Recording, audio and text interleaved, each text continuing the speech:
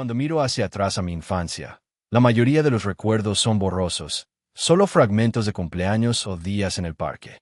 Pero hay una noche de cuando tenía 4 o 5 años que está nítida. Es como una película en alta definición que se reproduce en mi cabeza cada vez que escucho el crujido de una tabla del suelo o veo una puerta entreabierta. En aquel momento, mi vida atravesaba un gran cambio. Mis padres se acababan de separar, y era una época confusa para mí. Mi mamá nos había mudado de nuestra casa familiar a un apartamento de 2 habitaciones en un complejo decente. No era un mal lugar, pero estaba en la planta baja, algo que ahora sé que mi mamá lamenta haber elegido. La distribución del apartamento es importante para que entiendas lo que pasó. Al entrar por la puerta principal, había una sala y una pequeña cocina. Por un pasillo corto, a la derecha, había un closet de servicio donde estaba el calentador de agua, y luego, al final del pasillo, estaban los 2 dormitorios, uno frente al otro. Mi cuarto estaba a la izquierda y el de mi mamá a la derecha. Aunque tenía mi propio cuarto con todos mis juguetes y una colcha genial, odiaba dormir allí. Creo que era solo el estrés de divorcio y el estar en un lugar nuevo. Casi siempre terminaba durmiendo en la cama de mi mamá con ella. Era mediados de julio y el calor ese verano era insoportable. El apartamento no tenía aire acondicionado central, solo un par de unidades de pared que no llegaban muy bien a los dormitorios. Como estábamos en el primer piso, y era un vecindario muy seguro, mi mamá dejaba la ventana de su habitación abierta por la noche para que corriera la brisa. Su cama estaba pegada a la pared, así que la ventana quedaba directamente sobre la cabecera. Tenía un mosquitero, obviamente, para que no entraran insectos. Pero, mirando hacia atrás, esa delgada malla era lo único que nos separaba del mundo exterior. Esa noche específica, nos fuimos a la cama como de costumbre. Mi mamá hizo todo un espectáculo cerrando la casa. Esa era su rutina. Vivía sola con un niño por primera vez, así que estaba extremadamente alerta con la seguridad. Recuerdo verla echar el cerrojo y deslizar la cadena de seguridad en la puerta principal antes de apagar las luces. Nos metimos en su cama y nuestro gato, un atigrado llamado Oliver, saltó y se acurrucó entre nuestros pies. Ese era su lugar. Nunca dormía en otro sitio. Me quedé dormido rápido, pero el calor debió ponerme inquieto porque me desperté en plena madrugada. El apartamento estaba en silencio, excepto por el sonido de los grillos que entraba por la ventana abierta sobre mi cabeza. Me senté, frotándome los ojos, tratando de entender que me había despertado. La luz del pasillo estaba apagada, pero había una farola afuera que proyectaba suficiente luz ambiental para ver siluetas en la oscuridad. Miré hacia la puerta del dormitorio, que estaba abierta de par en par. Directamente al otro lado del pasillo, podía ver la entrada de mi habitación. Fue entonces cuando noté a Oliver. Por lo general, si yo me despertaba, el gato seguía dormido a mis pies. Pero no estaba allí. Estaba sentado en el umbral del cuarto de mi mamá, con su silueta rígida. No se estaba limpiando ni descansando. Estaba sentado alerta, mirando fijamente a través del pasillo hacia mi habitación vacía. Lo observé por unos segundos, sintiendo esa sensación extraña y pesada en el estómago que te da cuando un animal actúa raro. Entonces Oliver hizo algo que nunca hacía. Se levantó, caminó lentamente por el pasillo y desapareció en la oscuridad de mi cuarto. Un segundo después, soltó un maullido bajo y distinto. No era un sonido feliz. Sonaba casi como si estuviera cuestionando algo. Me giré hacia mi mamá. Estaba profundamente dormida, respirando suavemente. Le sacudí el hombro. En quote. Mamá, despierta en quote. Ella gruñó, moviéndose bajo la sábana delgada. Ikuot. ¿Qué? ¿Qué pasa? Ikuot, murmuró con la voz pastosa por el sueño. Ikuot. El gato entró en mi cuarto Ikuot, dije. Suena como algo estúpido de lo cual tener miedo ahora, pero de niño, se sentía mal. Mi mamá se frotó la cara y se apoyó en un codo. Ikuot. Está bien, cariño. Vuelve a dormir, susurró. Pero no volvió a acostarse. Miró hacia donde yo señalaba. Ambos miramos a través de la puerta abierta de su habitación, observando el pequeño espacio del pasillo hacia el cuadrado negro del marco de mi puerta. Nuestros ojos tardaron unos 3 o 4 segundos en ajustarse. Movimiento. Algo se movía dentro de mi habitación. Al principio, pensé que era solo el gato saliendo, pero la sombra era demasiado alta. Mi mamá se quedó completamente inmóvil. Sentí que su agarre se tensaba en mi brazo, sus uñas clavándose en mi piel. Un hombre salió de mi habitación. No corrió. No saltó ni gritó. Simplemente salió de mi cuarto al pasillo con naturalidad, como si viviera allí. Era alto, vestía ropa oscura y se detuvo justo en el centro del pasillo, entre nuestras dos habitaciones. Giró la cabeza y miró directamente hacia nuestro dormitorio. No podía distinguir sus rasgos faciales perfectamente en la oscuridad, pero veía que nos estaba mirando fijamente. Estaba a unos metros de los pies de nuestra cama. Esperaba que mi mamá gritara. Esperaba que preguntara Ikuot, ¿quién eres? Ikuot, o que se congelara de terror. No hizo nada de eso. La reacción que tuvo fue puramente instintiva. Fue como si un interruptor se encendiera en su cerebro, saltándose el miedo y pasando directamente a la supervivencia. Sin decir una sola palabra, me alzó en sus brazos. Se movió tan rápido que fue un borrón. Giró sobre sus rodillas, de cara a la ventana sobre la cabecera. No se molestó en intentar desenganchar el mosquitero. Simplemente agarró el marco del mosquitero y lo empujó con todas sus fuerzas. El marco saltó y cayó sobre el césped afuera. Ikuot, mamá, Ikuot, comencé a decir, pero no pude terminar. Ella literalmente me lanzó. No me soltó, me arrojó por la ventana. Como estábamos en la planta baja, solo había una caída de 1 metro hasta el césped. Caí de costado, rodando por la tierra, aturdido pero no herido. Antes de que pudiera procesar que estaba afuera, mi mamá ya estaba saliendo por la ventana atrás de mí. Cayó ruidosamente, aterrizando con fuerza sobre sus manos y rodillas. Me agarró de la muñeca al instante, me levantó y empezamos a correr.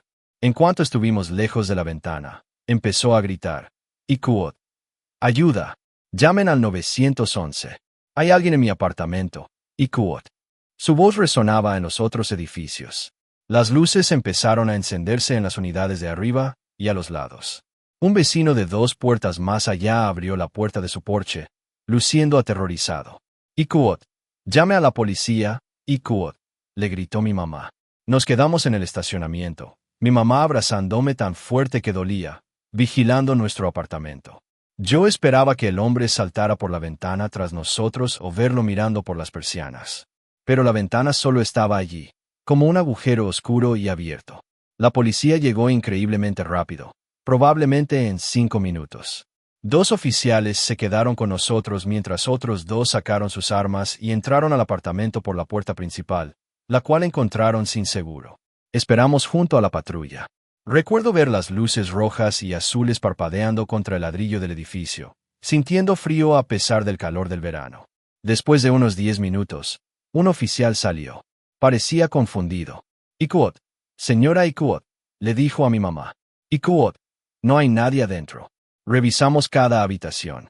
Los closets, debajo de las camas, todo Ikuot. Ikuot, él estaba allí Ikuot, insistió mi mamá, con la voz temblando ahora que la adrenalina se estaba pasando. Ikuot, salió del cuarto de mi hijo. Estaba parado en el pasillo Ikuot. Ikuot, le creemos Ikuot, dijo el oficial con calma. Ikuot, pero se ha ido. La puerta principal estaba sin seguro, así que probablemente salió por ahí mientras ustedes corrían hacia los vecinos Ikuot. Mi mamá sacudió la cabeza violentamente. Ikuot, yo le eché llave. Sé que lo hice. Puse el cerrojo y la cadena Ikuot. El oficial suspiró, mirando su libreta. Ikuot, no hay señales de entrada forzada en la puerta principal ni en las ventanas. La única ventana abierta es por la que usted salió. ¿Es posible que olvidara cerrar la puerta esta noche? Ikuot. Pude ver la duda en los ojos de mi mamá. Empezó a dudar de sí misma. ¿Lo habría olvidado? Era un momento estresante. Quizás solo estaba cansada. Hicieron un informe, pero no había mucho más que pudieran hacer.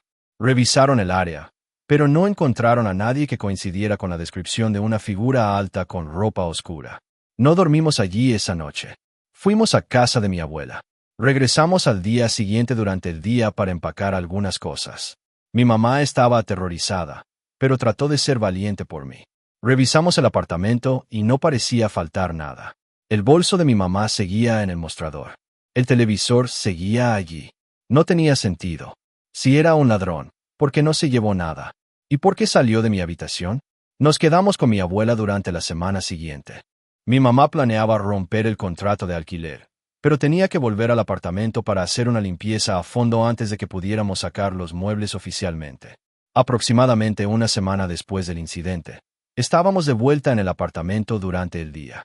Yo estaba viendo dibujos animados en la sala mientras mi mamá limpiaba la cocina. Escuché que la puerta del closet de servicio chirrió al abrirse. Ese era el closet en el pasillo, justo al lado de la cocina, donde estaba el calentador de agua. Era un espacio pequeño y estrecho que rara vez abríamos. Escuché a mi mamá yadear. No fue un grito, sino un sonido de puro asco y horror. Corrí a ver qué pasaba. Ella estaba allí parada, mirando hacia el hueco detrás del gran tanque del calentador de agua. Por lo general, allí solo había polvo, pero ahora el polvo había sido movido. Había una pila de mantas apretadas en la esquina detrás del tanque, creando una cama improvisada. Encima de las mantas había algunas cosas, varios envoltorios vacíos de chicle, el tipo de chicle que mi mamá guardaba en su bolso, un par de guantes de trabajo de cuero sucios, y un cuaderno de espiral. Mi mamá usó la punta del palo de una escoba para deslizar el cuaderno hacia afuera. Lo abrió. Yo era demasiado bajo para verlo todo, pero vi las páginas llenas de garabatos frenéticos. Había dibujos, bocetos a lápiz rudimentarios de la distribución de nuestro apartamento, y había listas de nombres. Pero la peor parte, lo que la policía nos dijo más tarde, fue que había marcas de tiempo escritas. 8 p.m. viendo television. 10:30 p.m. luces apagadas. La policía regresó. Esta vez el tono fue diferente.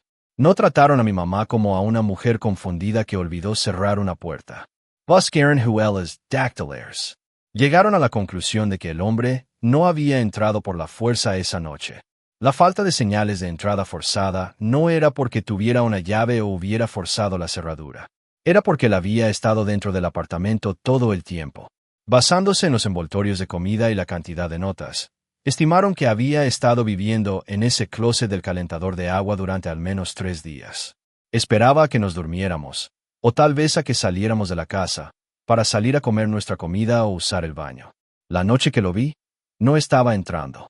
Probablemente había estado en mi habitación vacía, simplemente parado allí. O tal vez estaba buscando algo. Cuando el gato lo escuchó y entró, el hombre probablemente se quedó congelado. Cuando se dio cuenta de que estábamos despiertos, decidió irse. Salió de mi habitación, nos miró y luego salió por la puerta principal, quitando el cerrojo y la cadena desde adentro. Por eso la puerta estaba sin seguro cuando llegó la policía. Ahora soy un adulto y todavía tengo problemas para dormir si estoy solo en una casa. Pienso constantemente en los IQOT. ¿Qué pasaría si IQOT? ¿Y si yo hubiera decidido ser un IQOT, niño grande IQOT, esa noche y dormir en mi propia cama? Habría estado en esa habitación, a oscuras, con él. Y lo que me revuelve el estómago es pensar en las veces durante esos 3 días en que estuve jugando en el pasillo, corriendo justo al lado de la puerta de ese closet. Probablemente rocé la madera, y a solo centímetros de distancia, al otro lado de la puerta, alguien estaba aguantando la respiración, escuchándome, simplemente esperando a que se apagaran las luces.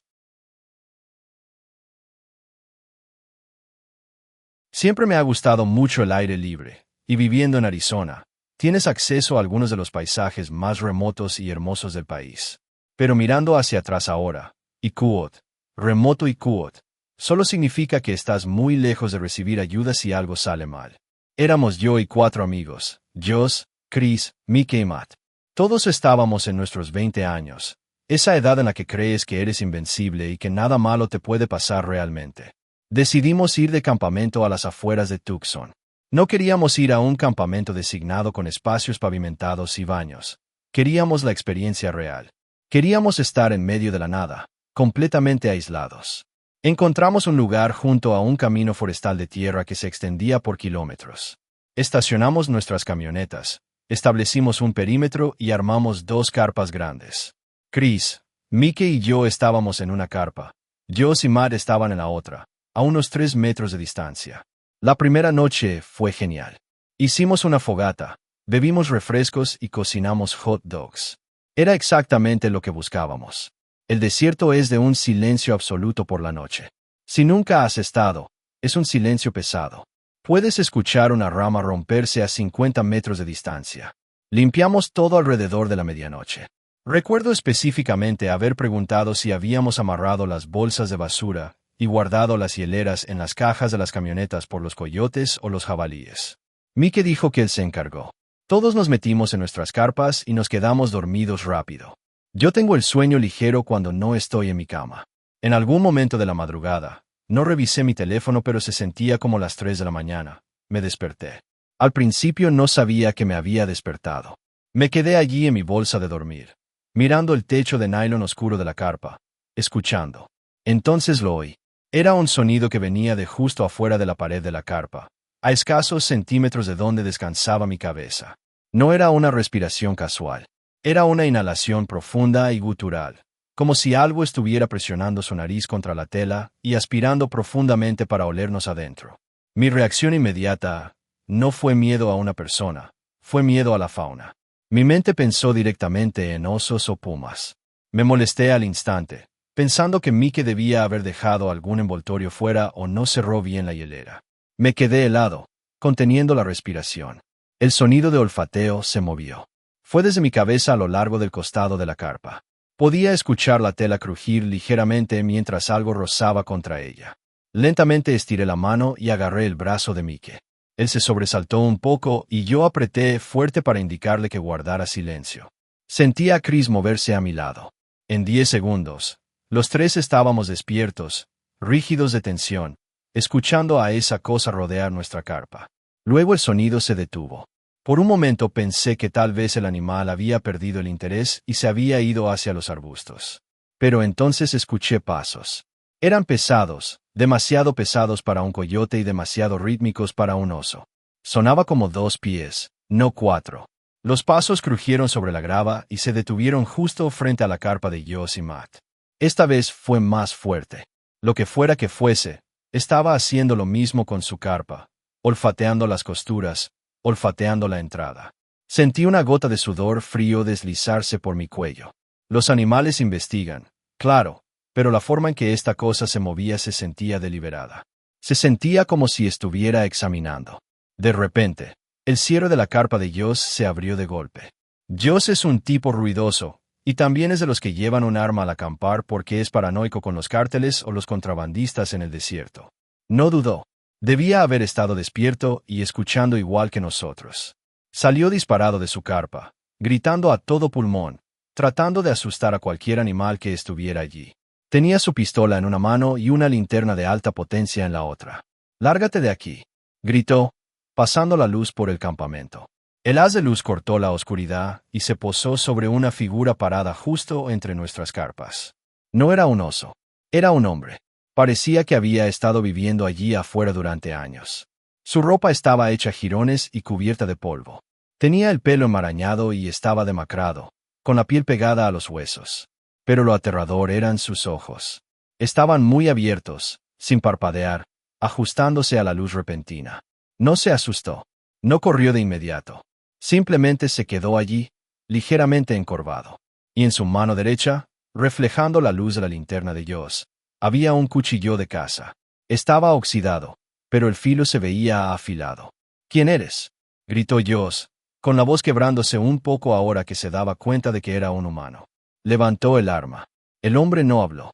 Hizo un ruido bajo en su garganta, casi como un gruñido, y de hecho dio un paso hacia Joss. Lanzó un tajo al aire con el cuchillo, en un movimiento violento. No fue una advertencia. Estaba intentando cortarlo. Joss tropezó hacia atrás, casi cayendo con las estacas de su carpa. «Te voy a disparar», gritó Joss, quitando el seguro. El icuot, clic-icuot, fue audible en el silencio. Ese sonido pareció registrarse en el tipo. Los ojos del hombre pasaron del arma a la cara de Joss.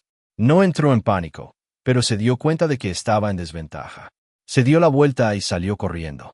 No corrió como una persona normal. Se lanzó a la oscuridad con un trote extraño y saltarín, desapareciendo en los arbustos de mezquite en segundos. Todos salimos de las carpas. Matt maldecía en voz baja, pálido. Mickey agarró un hacha de la pila de leña. Nos quedamos espalda con espalda por un minuto, escaneando el perímetro con todas las linternas que teníamos, pero el desierto se lo había tragado. Revisamos el lugar. El tipo lo había revuelto todo. Las hieleras estaban abiertas, la comida esparcida por el suelo. Claramente había estado hurgando en nuestros suministros antes de empezar a olfatear las carpas. «Nos vamos ahora mismo», dije. Nadie discutió. Ni siquiera nos molestamos en desarmar las carpas correctamente. Las aplastamos, las lanzamos a las cajas de las camionetas, Tiramos el equipo encima y salimos de allí a 60 kilómetros por hora por el camino de tierra hasta llegar a la carretera. No paramos hasta estar de vuelta en los límites de la ciudad. Hablamos de eso durante meses.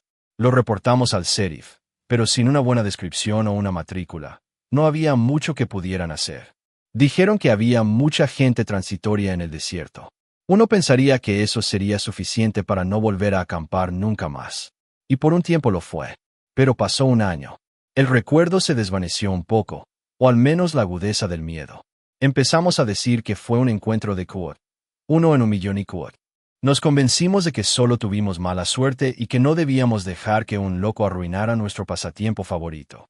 Así que, como idiotas, planeamos otro viaje. Decidimos volver a la misma zona general, pero unos 30 kilómetros al norte del lugar anterior. Pensamos que Iquot, el olfatador Iquot, como lo llamábamos, no podría estar en esa zona exacta un año después. Sin embargo, no fuimos totalmente estúpidos. Pusimos una regla nueva: nada de carpas. Razonamos que las carpas nos hacían vulnerables. Éramos blancos fáciles envueltos en nylon delgado sobre el suelo. Esta vez llevamos 2 camionetas SUV y una pick-up. El plan era dormir dentro de los vehículos. Puertas cerradas, ventanas arriba, corazas de metal. Nada podría alcanzarnos. Acampamos. Hicimos la fogata y, honestamente, el ambiente estaba un poco tenso al principio, pero a medida que pasaba la noche y no pasaba nada, nos relajamos. Nos reíamos de lo paranoicos que estábamos siendo.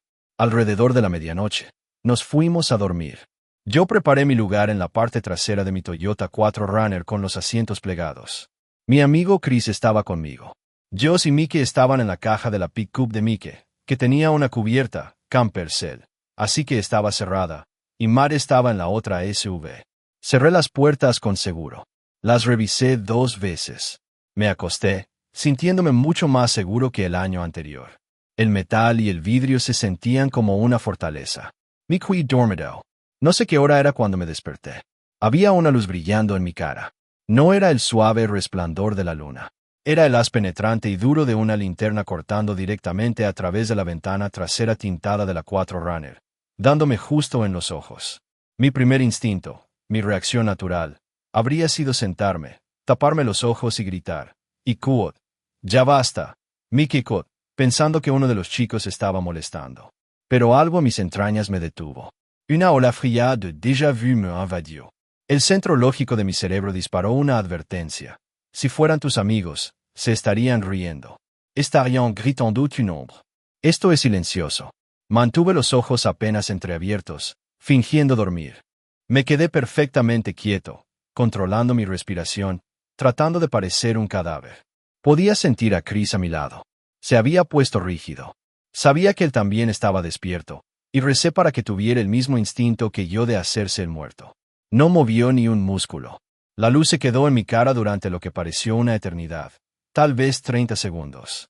Recorrió mi cuerpo, mirando mis piernas, luego pasó a Chris. Se quedó fija en él. Yo estaba apretando el mango de la llave de cruz que había guardado junto a mí bajo la manta, con los nudillos blancos. Si la manija de la puerta se movía, iba a atacar, pero la manija no se movió. La luz se apagó. Por un segundo, todo volvió a estar negro. Aguzé el oído. Pasos en la grava. Lentos, deliberados. Se alejaban de mi auto y se dirigían a la camioneta de Mickey, estacionada a unos 5 metros. Esperé hasta que los pasos estuvieran un poco más lejos y luego, centímetro a centímetro, levanté la cabeza lo suficiente para mirar por la ventana lateral trasera. Un haz de luz cortó la oscuridad de nuevo. Esta vez brillaba hacia la ventana trasera de la cubierta de la camioneta de Mickey. La persona que sostenía la luz estaba parada justo allí. Era un hombre mayor. No era el mismo tipo del año anterior. Este tipo era más robusto. Vestía una camisa de franela y jeans que parecían no haber sido lavados en una década. Tenía una espesa barba gris. Solo estaba allí parado, apuntando la luz hacia la caja de la camioneta donde Mickey y Joss dormían. No estaba buscando comida. No estaba tratando de robar las hieleras que estaban afuera junto a la fogata. Su único interés era vernos dormir. Se quedó allí mucho tiempo. Vi cómo ladeaba la cabeza como si los estuviera estudiando. Entonces lo oí. Fue tenue porque yo estaba dentro del auto, pero escuché un sonido que venía de la camioneta. Uno de los chicos, probablemente Josh, estaba roncando. El hombre de afuera se acercó más al vidrio de la cubierta. Puso su oreja casi contra la ventana, escuchando los ronquidos. Era repugnante. Era como si estuviera disfrutando el sonido de ellos, siendo vulnerables. Yo estaba calculando mis opciones. Si abría mi puerta, la luz interior se encendería. Él me vería. Era grande y yo no sabía si tenía un arma. El tipo del año pasado tenía un cuchillo. Este tipo podría tener una pistola. Decidí esperar. Necesitaba que se alejara de los vehículos. Después de unos 5 minutos, que es una cantidad de tiempo agónica para ver a un extraño mirar fijamente a tus amigos, el hombre apagó la linterna. Se quedó en la oscuridad un momento más, solo una silueta contra las estrellas. Luego se dio la vuelta y caminó tranquilamente fuera del campamento, siguiendo el sendero hacia los arbustos. No corrió. Caminó como si fuera el dueño del lugar. Conté hasta 60. Chris, ten tu teléfono listo para marcar a 911. Lo tengo, respondió él. Quité el seguro y abrí la puerta de golpe. Salté con la llave de Cruz en la mano, gritando. Despierten todos. Despierten. Corrí a la camioneta y golpeé la cubierta. Mike Josh Levintens. La puerta trasera de la camioneta se abrió. Mike salió gateando, aterrorizado. Dios se sentó, frotándose los ojos. ¿Qué pasa?, preguntó Josh. Había un tipo, dije sin aliento. Te estaba viendo dormir. Te estaba alumbrando con una linterna. La cara de Mike se puso pálida. Yo lo vi, susurró. Lo miré. Vi la luz, dijo Mike. Me desperté y vi la luz en la cara de Josh. Pensé que eran ustedes haciéndonos una broma. Así que fingí estar dormido porque no quería lidiar con eso. Luego vi al tipo parado allí. ¿Por qué no hiciste nada?, le grité. Esta vez no tenía mi arma. Gritó él. La dejé en la cabina de la camioneta. No sabía si él estaba armado. No perdimos tiempo discutiendo. Hicimos el mismo simulacro que el año anterior. Lanzamos todo lo que estaba suelto a los autos. Ni siquiera nos molestamos en apagar la fogata por completo. Solo le pateamos un poco de tierra encima. Lo siento, oso Smokey. Condujimos en convoy, pegados defensa contra defensa, todo el camino de regreso a la civilización. Paramos en una gasolinera en las afueras de Tucson a las 4 de la mañana. Nos quedamos bajo las luces fluorescentes de las bombas, todos alterados. Se acabó, dijo Matt, apoyándose en su auto. No vuelvo a acampar en este estado jamás. Todos estuvimos de acuerdo. La parte más aterradora no fue el cuchillo del primer viaje. Honestamente, el cuchillo era un peligro inmediato. Era adrenalina. La parte más aterradora fue el segundo viaje. Fue darme cuenta de que este hombre entró en nuestro campamento, superando nuestra IQ, seguridad IQ, de dormir en autos, y simplemente se dedicó a observar. Se quedó a centímetros de nuestras caras, separados solo por un panel de vidrio, y nos estudió como si fuéramos exhibiciones en un zoológico. Si yo no me hubiera despertado, o si Mike no se hubiera despertado, ¿cuánto tiempo se habría quedado allí? ¿Qué planeaba hacer una vez que terminara de mirar? No hemos vuelto a acampar desde entonces. Si queremos escapar ahora, alquilamos un Airbnb en algún lugar con cerrojos y cortinas. Así que, si planeas ir a acampar por tu cuenta en el desierto a las afueras de Tucson, hazme un favor, cierra tus puertas. Lleva un arma. Y si escuchas un olfateo fuera de tu carpa o sientes una luz en tu cara, no abras los ojos. Solo reza para que se vayan. Esto ocurrió cuando yo tenía entre 8 y 11 años. No recuerdo el año exacto, pero el cronograma destaca por la rutina que teníamos mi hermana y yo. Ella es 7 años mayor que yo. Así que, en ese entonces, era una adolescente atrapada con el trabajo de cuidarme cada vez que nuestros padres salían por la noche. Mi hermana tenía un hábito que mis padres odiaban. Fumaba mucho. Como ellos no querían que la casa oliera a cigarrillo, la regla era estricta. Tenía que salir. Teníamos una cochera techada, carport, que daba a la calle, y ese se convirtió en su lugar designado. Como yo era el hermano menor molesto, y también porque no quería estar solo adentro, solía seguirla hasta allí. Pateaba un balón en la entrada o simplemente la molestaba mientras ella se apoyaba en una viga y fumaba. La calle en la que vivíamos solía ser tranquila. No era una vía principal, pero tampoco un callejón sin salida. Tenía una cantidad moderada de tráfico, mayormente vecinos. La primera vez que vimos el coche fue al atardecer. El sol se estaba poniendo, pero aún había mucha luz. Mi hermana estaba a mitad de un cigarrillo cuando un SUV blanco pasó lentamente frente a nuestra casa. Recuerdo específicamente cómo era porque mi papá era un fanático de los autos y me enseñó a identificar marcas y modelos. Era un Oldsmobile Bravada de mediados de los 90. Tenía un portabicicletas en el techo, lo que lo hacía parecer un coche familiar normal. Pero algo no cuadraba. Las ventanas estaban polarizadas. Y no me refiero al polarizado de fábrica que ves en las ventanas traseras de las camionetas. Me refiero a que cada cristal, probablemente incluso el parabrisas, estaba totalmente oscurecido. Era un polarizado ilegal, del tipo en el que podrías pegar la cara al vidrio y aún así no ver quién estaba dentro. El Bravada no siguió de largo. Se detuvo justo al final de nuestra entrada, bloqueando el borde donde el concreto se une con el asfalto. Se quedó allí sentado. ¿Quién es ese?, le pregunté a mi hermana. Ella se encogió de hombros, exhalando humo. Probablemente alguien buscando números de casas. Pero no se movieron. Se quedaron allí todo el tiempo que ella tardó en terminar su cigarrillo. El motor estaba encendido en ralentí, un zumbido bajo que vibraba en el aire tranquilo de la tarde. Cuando mi hermana finalmente tiró la colilla al suelo y se giró para entrar, el SUV aceleró de repente. Sin embargo, no se alejó. Nuestra casa estaba cerca de una esquina, y justo al final de la manzana había una iglesia con un estacionamiento grande y vacío. Vi cómo el SUV entraba en el estacionamiento de la iglesia y giraba el coche para que el frente quedara orientado hacia nuestra casa. Entramos y me olvidé del asunto. Una hora más tarde, mi hermana necesitó otra dosis de nicotina. Salí con ella. En cuanto pusimos un pie en la cochera, las luces delanteras se encendieron allá en la iglesia. El Bravada blanco salió del estacionamiento. Condujo lentamente por la calle y se detuvo de nuevo al final de nuestra entrada. Esta vez, la sensación fue diferente. No era alguien perdido. Era algo deliberado.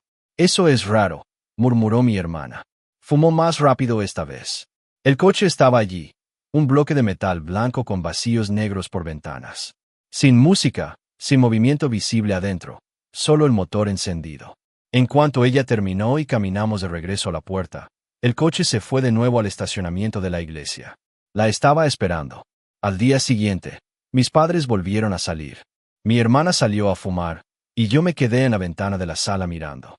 A los 2 minutos de que ella encendiera el cigarrillo, apareció el Bravada. Esta vez no vino de la iglesia. Vino desde el otro lado de la calle, lo que significaba que habían estado dando vueltas o estacionados en otro lugar. Se detuvo al final de la entrada. Solo la estaba observando. Sentí náuseas al mirarlo. Es difícil de explicar, pero el coche se sentía pesado. Se sentía como un depredador. Aunque yo era un niño, sabía que la gente normal no hacía eso. Mi hermana entró pálida. Llamó a nuestro papá de inmediato. Mi padre era oficial de policía, sheriff y apos, deputy, en ese entonces. Se tomaba estas cosas muy en serio. Ella le explicó lo del SUV blanco, el portabicicletas y el polarizado. Él le dijo que cerrara las puertas y que enviaría una patrulla. Una unidad rotulada apareció unos 10 minutos después. El oficial patrulló la calle, revisó la iglesia e incluso dio vueltas por el vecindario. El Bravada se había ido. Mi papá estaba frustrado, pero no podía hacer mucho si el coche no estaba allí. Nos dijo que mantuviéramos las puertas cerradas y que no saliéramos si lo veíamos. Por un tiempo, las cosas volvieron a la normalidad. Pasaron unas semanas, luego un mes. Dejamos de buscar el SUV blanco cada vez que salíamos. Pensé que tal vez eran solo unos adolescentes tratando de asustar a la gente y se habían aburrido. Pero no se habían aburrido. Solo estaban esperando. Unos 9 meses después de aquel primer incidente, y probablemente 4 meses después de la última vez que vimos algo sospechoso, regresó. Era un martes. Mis padres estaban en una cena y mi hermana nos estaba cuidando. Ella salió a la cochera. Yo estaba adentro viendo la televisión, pero escuché la puerta abrirse y cerrarse de golpe casi de inmediato. Mi hermana corrió a la sala respirando con dificultad. «Ha vuelto», dijo. Miré por la ventana. El Bravada blanco estaba al final de la entrada. El portabicicletas seguía allí. Las ventanas seguían siendo de un negro absoluto. Se convirtió en algo habitual durante las siguientes semanas. Cada vez que ella salía, aparecía el coche. A veces tardaba 5 minutos. A veces era inmediato. Era como si conocieran su horario. Una tarde, estábamos solo los dos en casa. Mi hermana estaba estresada. Agarró su paquete de cigarrillos y salió decidida. Yo la seguí, quedándome junto a la puerta. El SUV se acercó y se detuvo al final de la entrada. Normalmente, mi hermana lo ignoraba o fumaba rápido, pero esta vez estalló.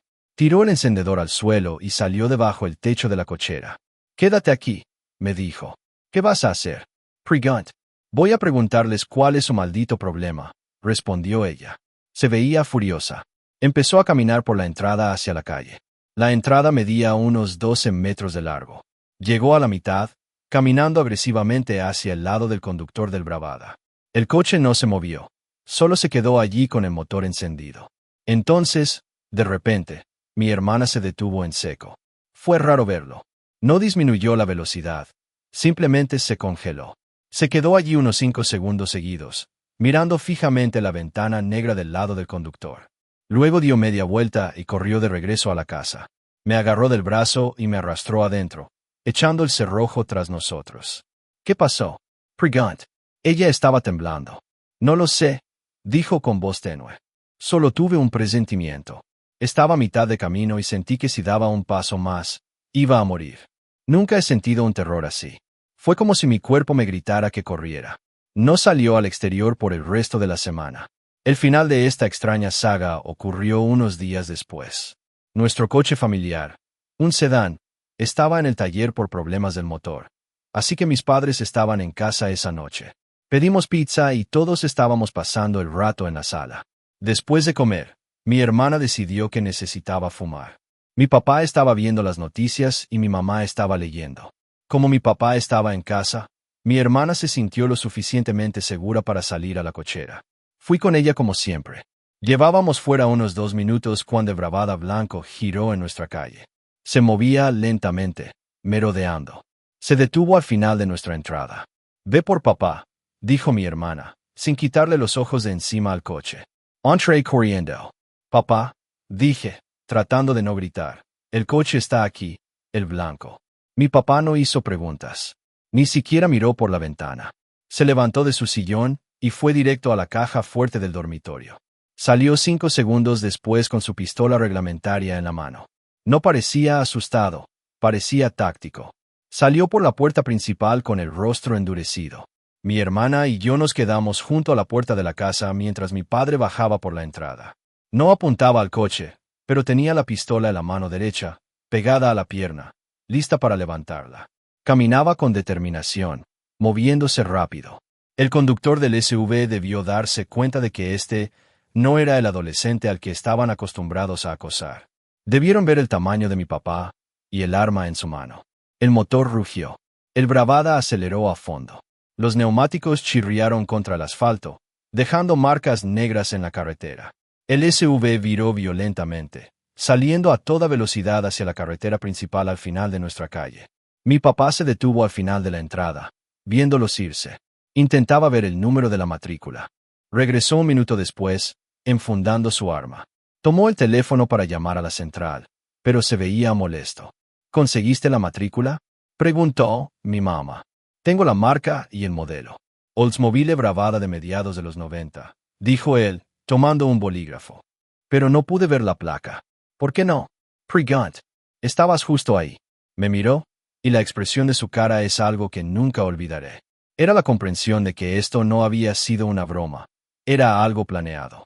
«La matrícula estaba tapada», dijo. Tenían una tira de cinta adhesiva plateada, duct tape, justo encima de los números. Ese detalle es lo que más se me quedó grabado. No le pones cinta adhesiva a tu matrícula a menos que planees hacer algo por lo que no quieres que te atrapen. No solo la estaban observando por ser raros, estaban esperando una oportunidad. Y el hecho de que tuvieran la cinta lista significaba que probablemente planeaban aprovechar esa oportunidad pronto. Nunca volvimos a ver el coche después de esa noche. Mi padre emitió una alerta a los demás oficiales, pero un SUV blanco es un coche común y, sin matrícula, nunca lo encontraron. Mi hermana es mayor ahora, obviamente, y dejó de fumar hace años. Pero a veces, cuando hablamos de nuestra infancia, sale a relucir aquel Bravada blanco. Ella todavía habla de aquel día en que caminó por la entrada. Dice que no sabe que la detuvo, pero está convencida al 100% de que si hubiera llegado hasta esa ventana, hoy no estaría aquí.